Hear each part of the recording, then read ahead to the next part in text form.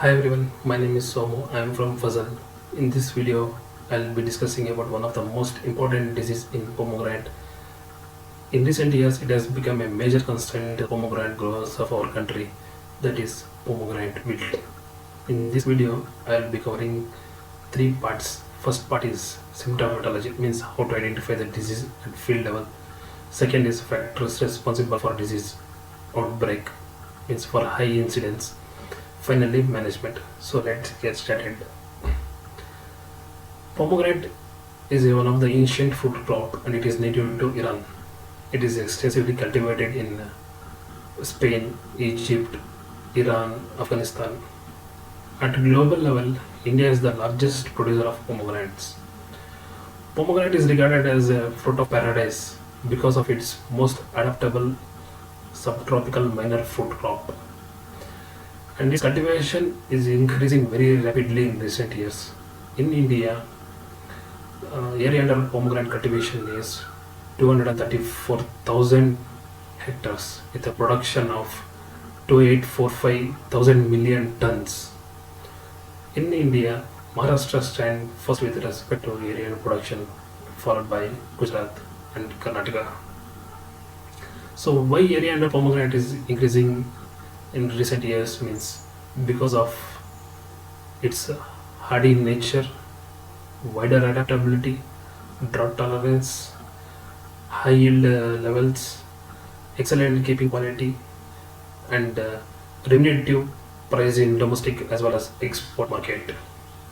So this pomegranate thrives well in dry tropics and subtropic regions and comes up very well in the low fertile land. So adding to this, pomegranate is a salt tolerant also. So the most popular varieties cultivated in our India are Baba, Kesar, Mrudula, Ganesh. These are some of the varieties which is extensively cultivated in our India. So nowadays pomegranate is reaching high price in the market due to its medicinal property. So pomegranate is a good source of carbohydrates and some minerals such as calcium, iron, sulfur. So it is a rich source of vitamin C and citric acid. In India, there is one saying that एक अनार सौ बीमार, meaning one fruit cures 100 diseases. So not only the yields, means not only the fruit, but the flower bud, the bark of the stem used in Ayurveda, and the fruit rind is used in dye industries. So likewise, pomegranate have many uses. But successful cultivation of this pomegranate in recent years have met with many hurdles, with such as pests and diseases. Among them, disease caused by wilt is a major constraint to the pomegranate growers.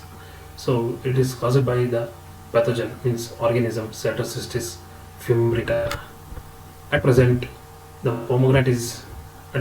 crop is severely affected by wilt pathogen, and day by day the disease is increasing at faster rate. It was first noticed in Vijaypur district of Karnataka, formerly known as Bijapur, in 1990 and 93, around 93. And rapid spread of this disease was observed in the entire district. So the cause was not identified till 1995. In 96, the fungus Cytocystis fimbriata was isolated from infected tissue of the pomegranate plant, and it was confirmed that it is caused by Cytocystis fimbriata. So let's see what is the symptoms this pathogen causes at the field level. When we enter into the field, how we can identify this plant is affected by Cytocystis fimbriata, that is wilt pathogen. So when we enter into the field, we can find the disease, the affected plant showing single branch yellowing, means the whole plants will not get affected. The single branch will be showing yellowing. So where we can see the drooping of leaves, means the leaves turn yellow and it will fall down. So again the disease progress to the second branch, and it will show yellowing and leaf will drop. So likewise the whole plant get affected and wilted. So this will come in the earlier stage as well as during the when the fruit has been set fully. So this pathogen will attack.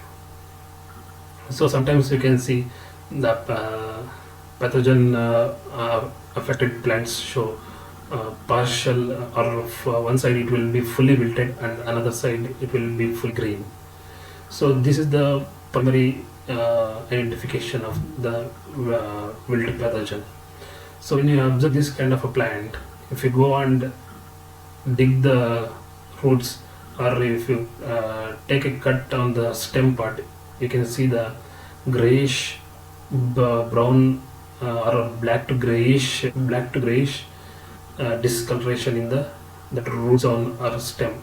Means this pathogen enter into the this pathogen will be in the soil, so it enter through the roots, and it will enter through the xylem vessels, and it will block the all nutrition uptake from the plants. So that's why the plant will slowly get wilted due to non-availability of nutrients. So this is the symptom of the plant. So next factors affecting this wilt pathogen is firstly how this pathogen will spread, mode of spread and survival. This pathogen will produce a thick wall conidia, that is the alleroconadias. So these alleroconadias are thick walled. It will be in the soil or in the plant affected plant debris, and when the favorable condition comes, this fungal pathogen will develop and again it will infect the crop.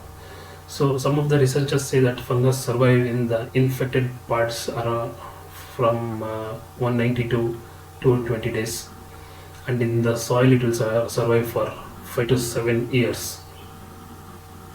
And the secondary spread of this pathogen is infected seedlings. If you want to plant, you are planning for layout of the pomegranate orchard. So if you your first and foremost criteria is to select the good seedlings, because this pathogen will come through the seedlings, because it is a hardwood cutting. The propagation of this pomegranate is hardwood cutting, so hence it will if you take the seedlings from the infected orchard, so or from the nursery with a certified nursery, so chances of getting the wilt when we plant the pomegranate in our field. So irrigation is another factor, and rainwater, and again root to root contact between the plants. These are the and agricultural implements like pruning tools or some budding tools. If you use that tools, it should be disinfected using sodium hypochlorite. Otherwise, yeah, the pathogen may infect one plant, may infect another plant, so it will move through these agricultural implements also. So next important criteria is soil temperature. So soil temperature of minimum of 15 degree to 35 degree, this pathogen will survive in the soil. So favorable condition is 25 to 28 degrees is the favorable condition for this pathogen outbreak. In this condition, the pathogen will be having a higher multiplication rate and it will cause us the disease. Soil moisture next. Soil moisture is 30 to 80% of soil moisture is enough. Means minimum of 30 it should be there, and maximum 80% soil moisture should be there to infect the plants. So the favorable moisture condition is 60%. When it is 60% of soil moisture with the 25 to 28 degrees Celsius of soil temperature and the pH of the soil around 5 to 6, this pathogen incidence will be high. So these are the some epidemiological factors responsible for the pathogen.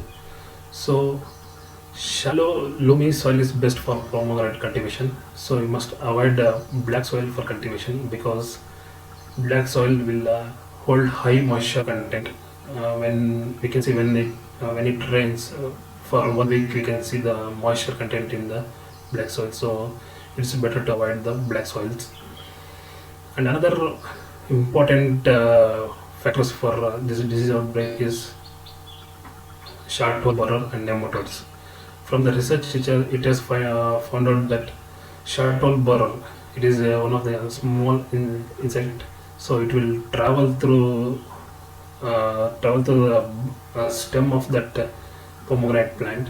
So it will make a pinhead holes and it will be moving plants. So when the pathogen affects the roots of this pathogen, so simultaneously when the short hole borer infection is also there, these spores will adhere to the insect body and it will be transmitted wherever these insects go in the plant. So thereby it is one of the it is said it is one of the carrier material, means it will transfer the fungus from one place to another place. So the incidence will be high when we found this short hole borer, as well as nematodes. Nematode is also one of the predisposing factor in the if nematode infected plants, you can see the roots have been infected with galls. So you can see the galls on the root.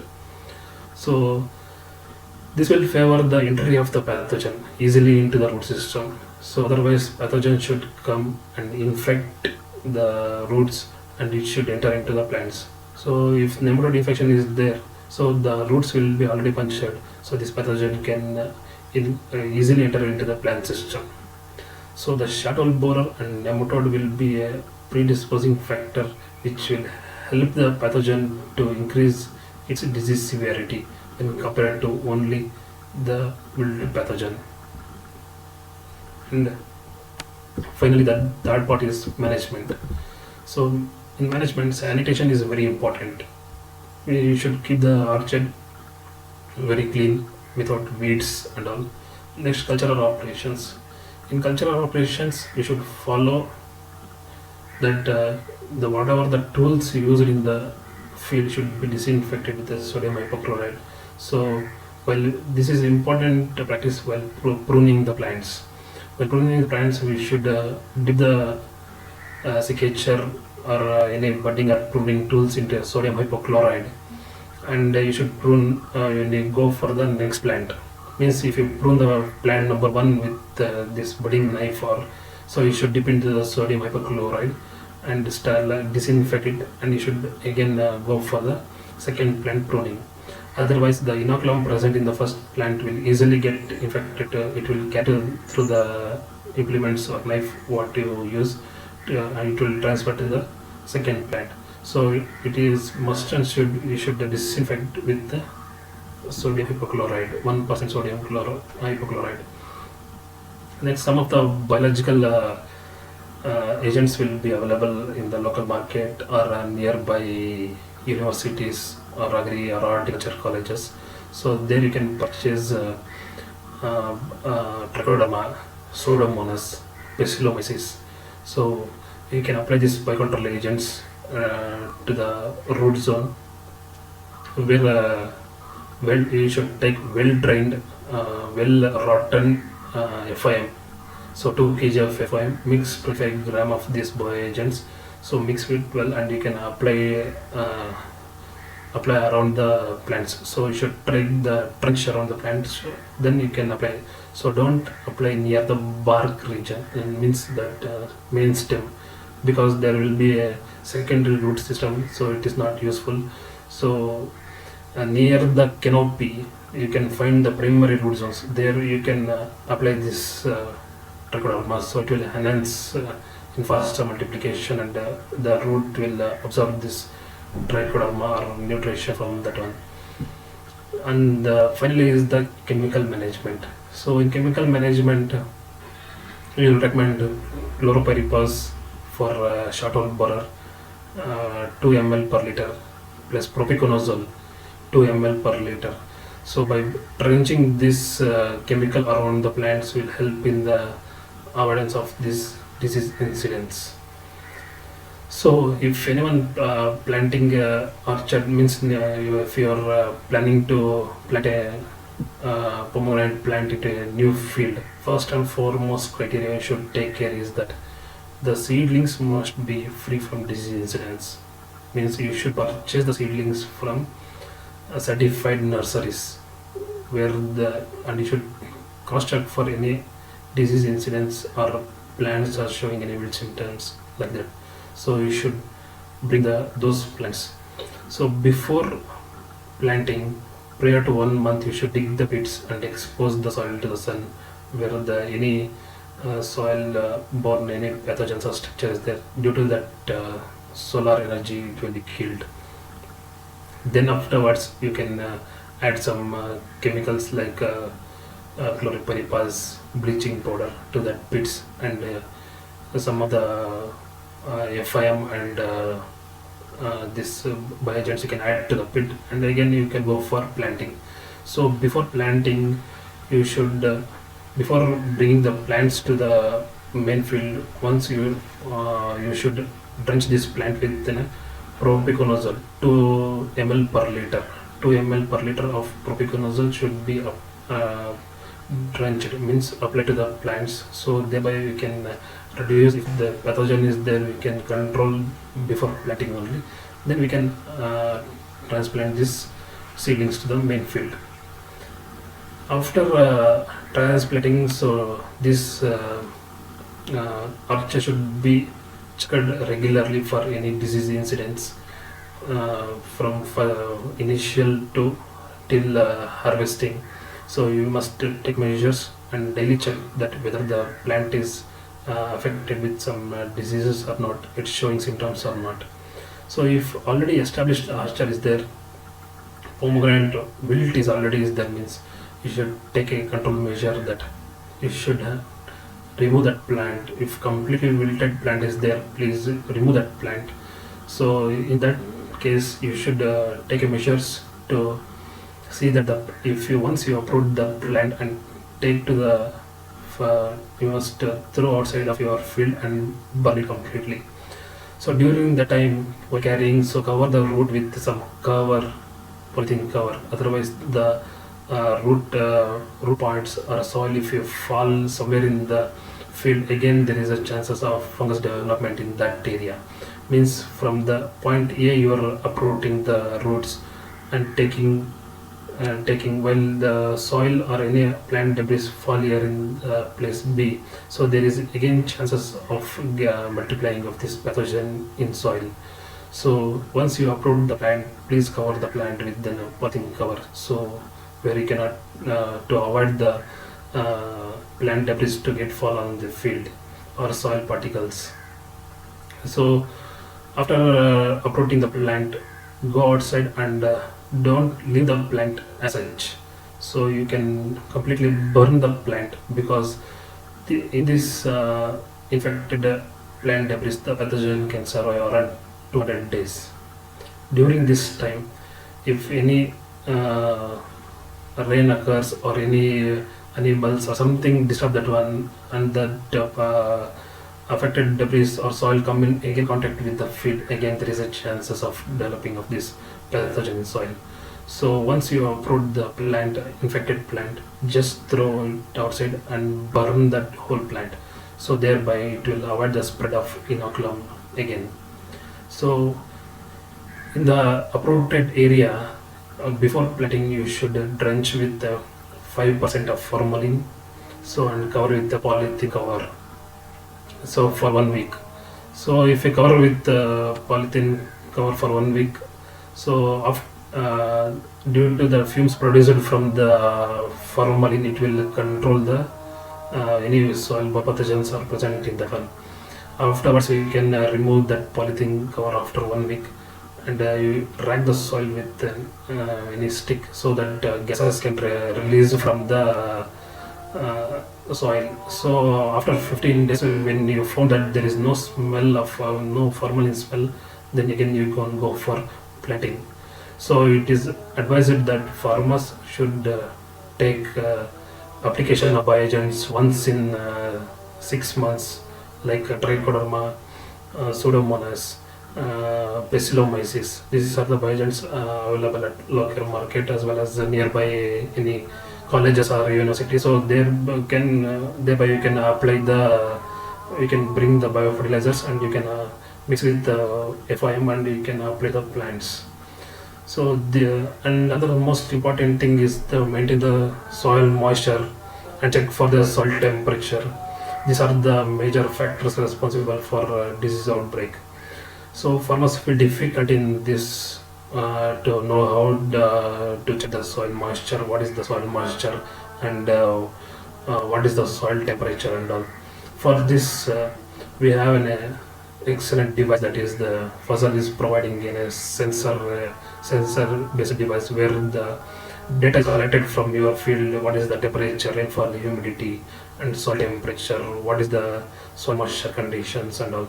So by adopting this sensor device in your field, you yourself can monitor the crop, what it required, what it does not require. So the alerts will be given from the Fasal group to the farmers directly through a message that your crop needs an irrigation, or crop need a plant protection. So thereby you can overcome this type of problems. So hope this video will be helpful to you all. Thank you. Namaskar.